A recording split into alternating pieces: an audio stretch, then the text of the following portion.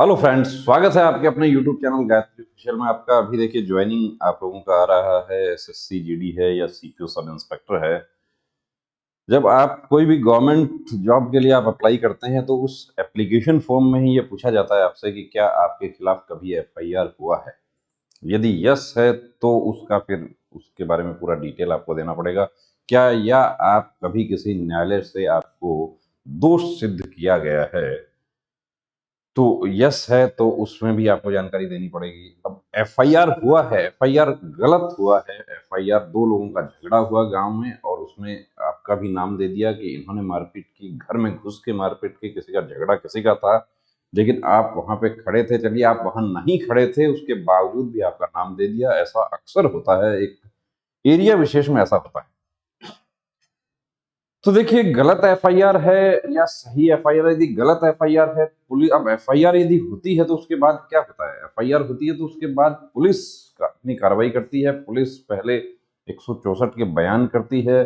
बयान में आप उसके बाद न्यायालय में वो मामला जाता है और न्यायालय में जाने से पहले पुलिस भी उस पर एफआर लगा देती है, अंतिम रिपोर्ट जिसको कहा जाता है, और एफआर लगाकर उसको न्यायालय में पेश कर देती है।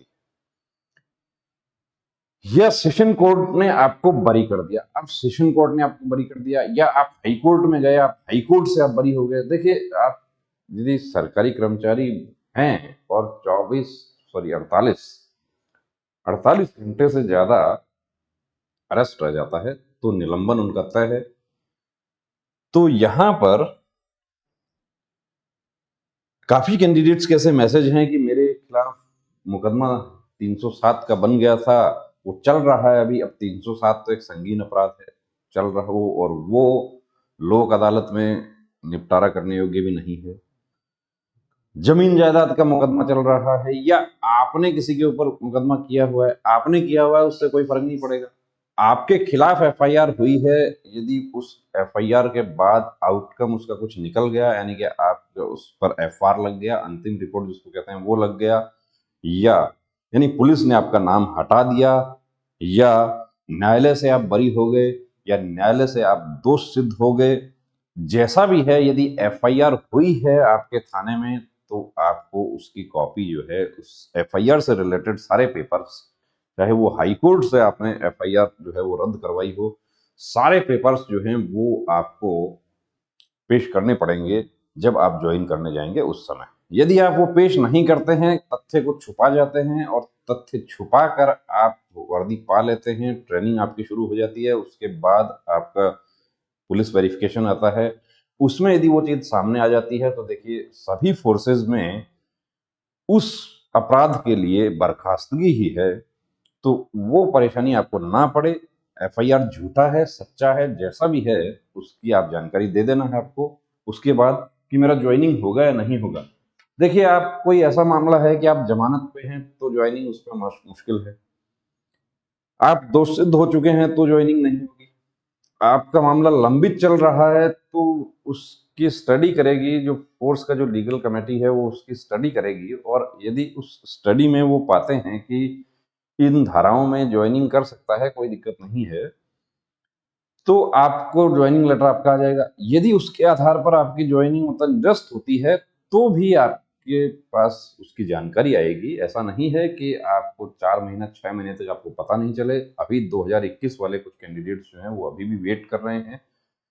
तो कितना समय लगता है, कितना नहीं लगता है, ये डिपेंड करता है वो संबंधित फोर्स का जो लीगल सेल है, लीगल कमेटी जो उसको उन सब इस तरह की फाइल्स का निस्तारण करती है, उनके ऊपर डिपेंड करता है।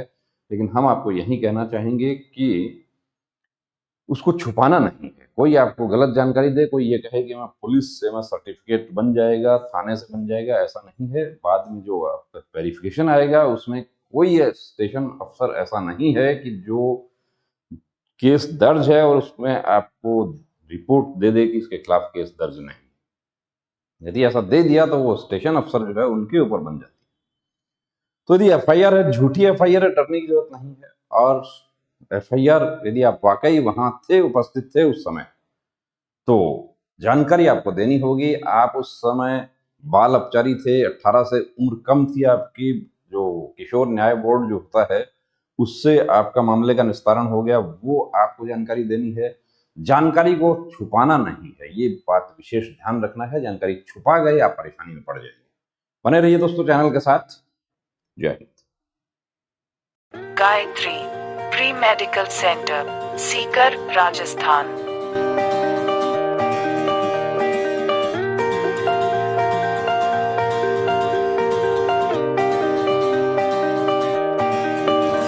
Our medical team: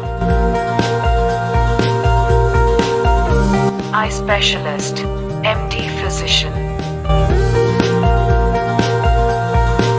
end specialist, physiotherapist, gynecologist, female staff, for female candidate। हमारे सेंटर पर कंप्लीट प्री मेडिकल चेकअप की सुविधा उपलब्ध है। Book your appointment 9982877444।